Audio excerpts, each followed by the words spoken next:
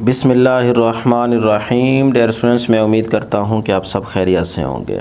Dear students, हम chapter electrostatics लेके चल रहे हैं, class 10th physics chapter electrostatics. तो आज इस वीडियो में हम टॉपिक 13.5 डिस्कस करेंगे और टॉपिक 13.5 का नेम है जी electric field and electric field intensity.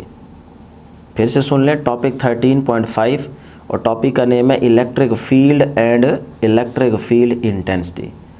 तो ये टॉपिक याद रहे, इस चैप्टर का लॉन्ग क्वेश्चन नहीं है, बल्कि आप इसको शॉर्ट और एमसीक्यूज़ के पॉइंट ऑफ व्यू से अच्छे तरीके से तैयार करेंगे। इस टॉपिक से एमसीक्यूज़ और शॉर्ट क्वेश्चन बनेंगे, ठीक है जी। तो बुक के ऊपर मार्क करना चाहें तो आप कर लें कि भाई आपका टॉपिक जो है वो शॉर्ट और एमसीक्यूज़ के पॉइंट ऑफ व्यू से इम्पॉर्टेंट है। तो फिर स्टार्ट करते हैं। बहुत आसान सा छोटा सा टॉपिक है। तो इसमें स्टार्ट हम कुछ इस तरह से लेंगे कि प्रीवियस वीडियो के अंदर, टॉपिक के अंदर आप ये बात पढ़ चुके हैं कि लाइक चार्जेस जो हैं वो एक दूसरे को रिपेल करते हैं।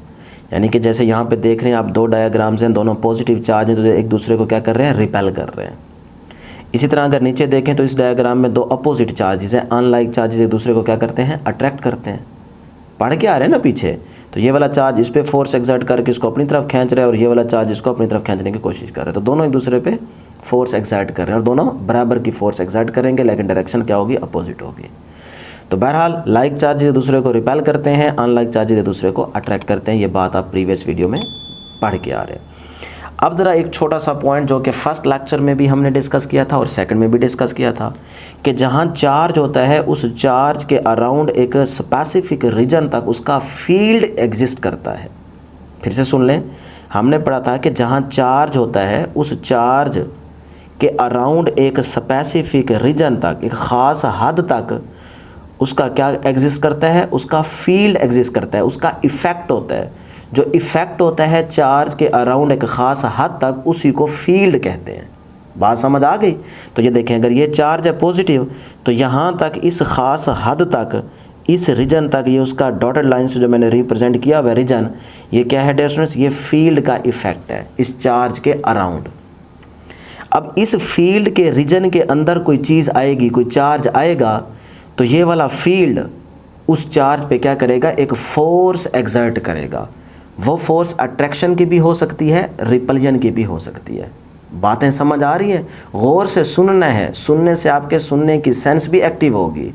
यहाँ पे मैं जो समझा रहा हूँ वो भी देखते जाएं और साथ में आपकी जो सेंस सुनने की ना वो एक्टिव होनी चाहिए कि मैं जो बोल रहा हूँ वो आपको समझ आ जाना चाहिए, ठीक है ना। अगर गौर करेंगे तो समझ आएगी, अगर आप ऐसे फॉर्मेलिटी पूरी करेंगे तो फिर डिस्टेंस बहुत सी बातें रह जाएंगी। तो ये चार्ज के अराउंड उसका फील्ड है। इस फील्ड के अंदर कोई भी दूसरा जब आप चार्ज लेके आएंगे, सपोज करते हैं मैं यहाँ पे चार्ज लेके आता हूँ, ये Q0। अब ये Q0 हमारे पास एक टेस्ट चार्ज है। ये क्या है डियर स्टूडेंट्स, ये टेस्ट चार्ज है, टेस्ट चार्ज। मैं यहाँ पे लिख भी देता हूँ कि ये आपके पास एक टेस्ट चार्ज है। तो जब आप इस टेस्ट चार्ज को इस चार्ज पॉजिटिव के फील्ड वाले रीजन में यहाँ पे लेके आएंगे, तो ये चार्ज का जो फील्ड है ये इस Q0 पे एक फोर्स एक्सर्ट करेगा। तो यहाँ पे कितनी बातें आपने पढ़ ली, दो बातें पढ़ ली। नंबर 1, इलेक्ट्रिक फोर्स, यानी कि जो फील्ड है ये इस चार्ज पे फोर्स एक्सर्ट करेगा, तो इलेक्ट्रिक फोर्स क्या होती है। और नंबर 2, ये जो चार्ज के अराउंड एक ख़ास रीजन तक फील्ड है, इसे कहते हैं इलेक्ट्रिक फील्ड। तो नंबर 2, ये इलेक्ट्रिक फील्ड क्या होता है। तो ये दो डेफिनेशन जो यहाँ से आपने समझी हैं उनको पहले हम डिफ़ाइन करेंगे, फिर अगली बात करेंगे। और पहले ये भी याद रख लें कि टेस्ट चार्ज का मतलब क्या है। टेस्ट चार्ज का डियर स्टूडेंट्स मतलब ये है कि एक तो ये पॉजिटिव होगा, जो यूज़ किया जाता है, ज़्यादातर नेगेटिव भी हो सकता है, लेकिन उस बहस में आपने नहीं जाना, बस आपका पॉजिटिव से काम चल जाता है, तो आपने इसको याद रखना है। एक तो ये पॉजिटिव होगा और नंबर 2 पे ये इसका मैग्नीट्यूड जो है वो बहुत स्मॉल होगा, स्मॉल मैग्नीट्यूड। पीछे कूलम लॉ में आपने पॉइंट चार्जेस पढ़े थे ना, कि जिनका मैग्नीट्यूड बहुत स्मॉल होता है। तो टेस्ट चार्ज का 0.4 से भी मैग्नीट्यूड स्मॉल होता है। टेस्ट चार्ज का मैग्नीट्यूड 0.4 से भी ज़्यादा स्मॉल होता है, ना होने के बराबर होता है, ठीक है। तो ये दो बातें पहले याद रखनी है। तो डियर स्टूडेंट्स, अब हम दो डेफिनेशंस यहाँ पर डिफाइन करेंगे जो कि शॉर्ट क्वेश्चन में पूछी जा सकती हैं। नंबर 1, ये फील्ड क्या होता है। ये जो चार्ज के अराउंड इलेक्ट्रिक फील्ड है इसको डिफाइन करेंगे। फिर यही फील्ड जब दूसरे चार्ज पे फोर्स एक्सर्ट करता है तो उसे कहते हैं इलेक्ट्रिक फोर्स, तो वो उसको पहले डिफाइन करते हैं। तो ये दो डेफिनेशन यहाँ पे देखिएगा। Electric field, an electric field को डिफाइन करने जा रहे हैं। An electric field is a region in which an electric charge experiences an electric force, यानी कि चार्ज के अराउंड एक रीजन में उसका जो इफेक्ट है जो किसी दूसरे चार्ज पे फोर्स एक्सर्ट करता है, तो उसी रीजन में जो चीज़ इफेक्ट वाली है उसी का नाम क्या है, इलेक्ट्रिक फील्ड है। तो जो मैंने समझाया वही मैंने लिख दिया, इसको याद रखें। इलेक्ट्रिक फोर्स क्या है, जो फोर्स एक्सर्ट हो रही है। An electric force is the attraction और repulsion force that electric charges exert on one and other, यानी कि जब आप इस फील्ड के रीजन में इस क्यू नॉट को लेकर आएंगे तो ये वाला फील्ड इस चार्ज को या तो रिपेल करेगा या अट्रैक्ट करेगा। तो जो ये फोर्स ऑफ अट्रैक्शन और रिपल्जन होगी जो चार्जेस दूसरे पे एक्सर्ट करेंगे, इसी का नाम क्या है, इलेक्ट्रिक फोर्स। उसको अपनी वर्डिंग में लिख दें। क्लियर हो गया जी। तो ये दो डेफिनेशन आपने यहाँ से निकालनी है। अब ये जो फोर्स एक्सर्ट हो रही है, यानी कि इस चार्ज का फील्ड, ये वाला फील्ड इस चार्ज पे जो फोर्स एक्सर्ट कर रहा है वो फोर्स क्या होगी, तो उसी को फिर यहाँ पे लिख लें। फोर्स इज इक्वल टू, देखें डियर स्टूडेंट्स किस पे लग रही है, क्यू नॉट पे, तो यहाँ लिख दें क्यू नॉट पे। कौन लगा रहा है, इस चार्ज का ये वाला फील्ड, और फील्ड को शो करते हैं ई से, तो ये साथ में ई आ जाएगा। लो जी, ये डियर स्टूडेंट्स फोर्स एक्सर्ट हो रही है। तो यही फिर मैथमेटिकल हम इलेक्ट्रिक फोर्स का फार्मूला यहाँ पे आगे लिखते हैं। हेडिंग आप देंगे मैथमेटिकली, देखें कितना आसान टॉपिक है। तो हेडिंग आप देंगे मैथमेटिकली कि फोर्स जो एक्सर्ट हो रही है इज इक्वल टू किस पर, क्यू नॉट पर इस चार्ज का फील्ड लगा रहा है, और फील्ड को शो करते हैं ई से, तो यहाँ पे लिखते हैं ई। फोर्स भी वेक्टर क्वांटिटी है और ई भी जो है ये वेक्टर क्वांटिटी है, इसलिए इसके ऊपर मैंने एरो पुट किया है। तो ये बन गया जी फोर्स का मैथमेटिकल फार्मूला। अब यहीं से इलेक्ट्रिक फील्ड का फार्मूला निकालें, क्योंकि हमने दो डेफिनेशन पढ़ी है ना, इलेक्ट्रिक फील्ड और इलेक्ट्रिक फोर्स। तो इलेक्ट्रिक फोर्स का ये फार्मूला आ गया, अब इलेक्ट्रिक फील्ड का निकाल लें। तो ये आएगा जी यहाँ से ई अपनी जगह पे और ये एफ अपनी जगह पे, क्यू इधर मल्टीप्लाई हो रहा है, एफ के नीचे आगे क्या हो जाएगा, डिवाइड हो जाएगा। लो जी, ये आपके पास इक्वेशन ए आ गई, मतलब रिजल्ट आ गया इलेक्ट्रिक फील्ड का मैथमेटिकली। तो E is equal to F over Q naught होता है। यहाँ इस फार्मूले से अब आप इलेक्ट्रिक फील्ड इंटेंसिटी को डिफाइन करेंगे, ठीक है, क्योंकि electric field and electric field intensity हमारा टॉपिक है। तो इलेक्ट्रिक फील्ड यहीं से आप डिफाइन करेंगे इलेक्ट्रिक फील्ड इंटेंसिटी को। तो इलेक्ट्रिक फील्ड इंटेंसिटी क्या होती है, strength of electric field at any point in space is known as electric field intensity. क्या मतलब को समझिएगा कि डियर स्टूडेंट्स, ये जो आप चार्ज क्यू नॉट जिस पॉइंट पे लेके आएंगे ना फील्ड वाले रीजन के अंदर, तो उस पॉइंट पे वो फील्ड कितनी फोर्स एक्सर्ट करेगा उस फोर्स को कैलकुलेट कर लेंगे, उसकी इंटेंसिटी को अगर कैलकुलेट कर लेंगे तो यही आपके पास इलेक्ट्रिक फील्ड इंटेंसिटी कहलाता है। देखें ना, आप क्यू नॉट को अंदर लेके आए इस पॉइंट पे, तो इस पॉइंट पे उस फोर्स का इफेक्ट कैलकुलेट करना यही इलेक्ट्रिक फील्ड इंटेंसिटी कहलाता है। और सिंपल आप ये भी कह सकते हैं कि force per unit test charge is called electric field intensity. चाहे यूँ डिफाइन करें, चाहे आप डियर स्टूडेंट्स इस तरह से डिफाइन करें इस फार्मूले से कि force per unit test charge, force per unit test charge is called electric field intensity. तो ये भी ठीक है। अब डियर स्टूडेंट्स मैंने आपको अभी बताया कि अगर फोर्स वेक्टर क्वांटिटी है तो इलेक्ट्रिक फील्ड इंटेंसिटी भी वेक्टर क्वांटिटी होगी। तो फिर यही पॉइंट यहाँ पे लिख देते हैं ताकि आपको नंबर पूरे मिले। इसी तरतीब से अगर आप लिखेंगे तो हम लिखते हैं कि it is a vector quantity. किसकी बात कर रहा हूँ, इलेक्ट्रिक फील्ड इंटेंसिटी की बात कर रहा हूँ। It is a vector quantity. Clear. अब यूनिट की बात करते हैं तो ये फार्मूला नहीं भूलना, F over Q not. Force का यूनिट क्या होता है, फोर्स का यूनिट होता है न्यूटन, डिवाइड बाय चार्ज है, चार्ज का क्या होता है कूलम। तो न्यूटन पर कूलम जो है ये इलेक्ट्रिक फील्ड इंटेंसिटी का यूनिट होगा। याद रखिएगा, बड़ा इंपॉर्टेंट एमसीक्यू बता रहा हूँ कि यही न्यूटन पर कूलम जो है ये वोल्ट पर मीटर के भी बराबर होता है। तो ये दोनों जो यूनिट्स हैं ये आपके पास इलेक्ट्रिक फील्ड इंटेंसिटी के यूनिट हैं।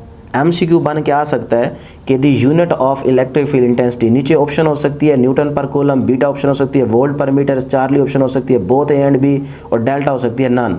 तो फिर आपने यहाँ पे देख लिया कि न्यूटन पर कूलम और वोल्ट पर मीटर ये दोनों इलेक्ट्रिक फील्ड इंटेंसिटी के यूनिट हैं, तो आप बोथ वाली ऑप्शन को सिलेक्ट करेंगे। मेरी बात समझ आ रही है ना? लिख लें, अभी आप बुक के ऊपर मेंशन कर लें कि the unit of electric field intensity, the unit of electric field intensity is, नीचे ऑप्शन होगी alpha newton per coulomb, beta volt per metre, charlie both A and B, और डेल्टा नन। तो आप बोथ ए एंड बी को select करेंगे। अब dear students, अगर आपने ये दोनों यूनिट याद रख लिए तो हो सकता है शॉर्ट क्वेश्चन में ये आ जाए कि prove that Newton per coulomb is equal two volt per metre. ये भी तो पूछा जा सकता है ना कि न्यूटन पर कूलम जो है ये वोल्ट पर मीटर के बराबर है, ये आप प्रूव करें। ये भी तो शॉर्ट क्वेश्चन में पूछ सकता है। तो फिर यहाँ पे इसका सोल्यूशन देख लें, इसको भी आपने अच्छे तरीके से माइंड में रखना है। हम दो फार्मूले जानते हैं, एक हमारे पास होता है जी पोटेंशियल का V is equal to work over Q, अभी आगे टॉपिक आप पढ़ेंगे, अभी फ़िलहाल याद रख लें। और दूसरा आपके पास होता है work is equal to FD, ये आप पढ़ चुके हैं, जो कि 9th क्लास में आपने F × S पढ़ा हुआ है, वर्क का फार्मूला, चाहे S कह लें चाहे D कह लें, ठीक है। ये दो फार्मूले आपने याद रखने हैं, इन दो फार्मूलों से ये प्रूफ हो जाएगा।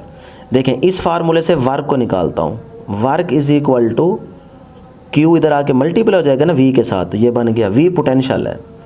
तो अब वर्क का यूनिट होता है जाउल, चार्ज का होता है कूलम, और V का होता है वोल्ट।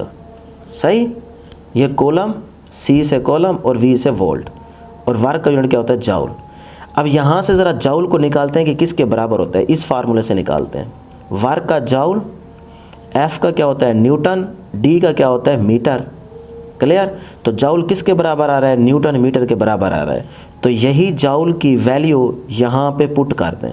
तो ये देखें, जाउल की जगह लिख रहा हूँ न्यूटन मीटर, और ये कॉलम इंटू वोल्ट वैसे का वैसे। अब डियर स्टूडेंट्स, C को इधर आके डिवाइड कर दें न्यूटन के नीचे, और मीटर को V के नीचे जाके डिवाइड कर दें, तो ये आंसर आ जाएगा। ये देखें जी, ये न्यूटन अपनी जगह पे, ये कूलम V के साथ मल्टीप्लाई हो रहा है, इधर न्यूटन के नीचे आके डिवाइड हो जाएगा। क्लियर? बात समझ नहीं आ रही?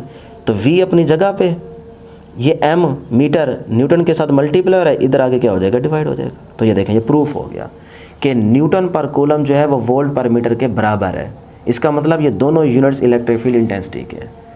तो एमसीक्यू भी याद रखने, और शॉर्ट क्वेश्चन में प्रूव दैट कह दे तो फिर इस तरह से आपने प्रूफ भी कर देना है।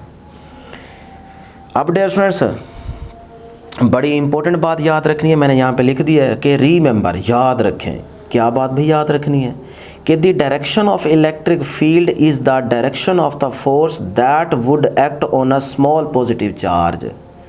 यानी कोई आपसे पूछे कि इलेक्ट्रिक फील्ड इंटेंसिटी की डायरेक्शन क्या होगी, तो फार्मूला आपके सामने है कि इलेक्ट्रिक फील्ड इंटेंसिटी की जो डायरेक्शन होगी वो वही होगी जो फोर्स की डायरेक्शन होगी। तो फोर्स की डायरेक्शन के अलॉन्ग ही इलेक्ट्रिक फील्ड की डायरेक्शन होगी। बात समझ आइए कि ये वाला फील्ड जो है इस चार्ज का, वो इस टेस्ट चार्ज पे जिस डायरेक्शन में फोर्स एक्सर्ट करेगा उसी डायरेक्शन में आपकी इलेक्ट्रिक फील्ड की डायरेक्शन होगी। Clear? Next last point discuss करते हैं, जो कि ये भी बड़ा इंपॉर्टेंट पॉइंट है। वैसे टॉपिक आपकी बुक के अकॉर्डिंग एंड हो चुका है, लेकिन एक छोटी सी इन्फॉर्मेशन है, ये याद रख लें। Electric field in term of Coulomb's law, कि कूलम्स लॉ की टर्म में इलेक्ट्रिक फील्ड को कैसे लिखते हैं। क्योंकि देखें, आपके पास फार्मूला क्या है, E is equal to F/Q0। तो F की जगह आप कूलम लॉ फोर्स F की वैल्यू पुट कर दें तो E बन जाएगा। देखिए, इतना छोटा सा काम है, लेकिन छोड़ देंगे तो आपका नुकसान होगा। बोर्ड के पेपर में ये पूछा जा सकता है, तो इसीलिए थोड़ी तवज्जो देनी है कि देखें, इस फार्मूले में फोर्स की जगह F की जगह अगर उसकी वैल्यू पुट कर दें तो हमारे पास नया फार्मूला बन जाएगा। तो ये देखें, force is equal to K/Q1 Q2/R² होता है। यहाँ पे मैं Q1 को सपोज करें नाम दे देता हूँ Q का, और Q2 को नाम दे देता हूँ Q0 का। तो इससे कोई फ़र्क नहीं पड़ता, ठीक है, वो भी Q है वो भी Q है। और हम जानते हैं E is equal to F/Q0 होता है। अभी जो पढ़ा है E is equal to F/Q, ये मैं सिंपल एरो इसीलिए पुट नहीं की, ये मैं मैग्नीट्यूड को डिस्कस कर रहा हूँ, ठीक है, इलेक्ट्रिक फील्ड की मैग्नीट्यूड को डिस्कस कर रहा हूँ। तो E is equal to F/Q0 होता है।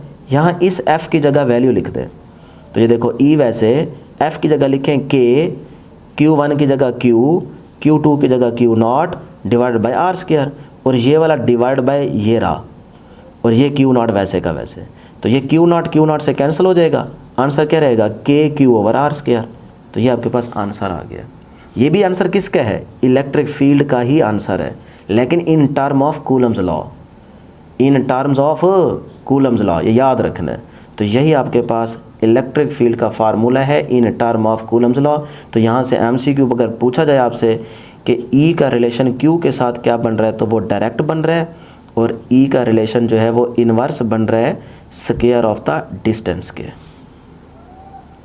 यानी कि अगर आप इस डायग्राम में देखें कि अगर चार्ज के करीब रहेंगे तो फील्ड का इफ़ेक्ट ज़्यादा होगा, अगर चार्ज से दूर दूर जाएंगे तो फील्ड कम होता जाएगा, क्योंकि R के साथ E का रिलेशन क्या आ रहा है बेटे? इन्वर्स आ रहा है। यहाँ पे देखें, तो अगर R ज़्यादा होता जाएगा तो फील्ड कम होता जाएगा। अब आपसे MCQ में ये कह सकता है कि अगर R इन्फिनिटी को अप्रोच करे, यानी कि R जो डिस्टेंस है वो इन्फिनिटी हो, तो फिर E वहाँ पे क्या होगा? यानी कि डिस्टेंस हो इन्फिनिटी तक हो।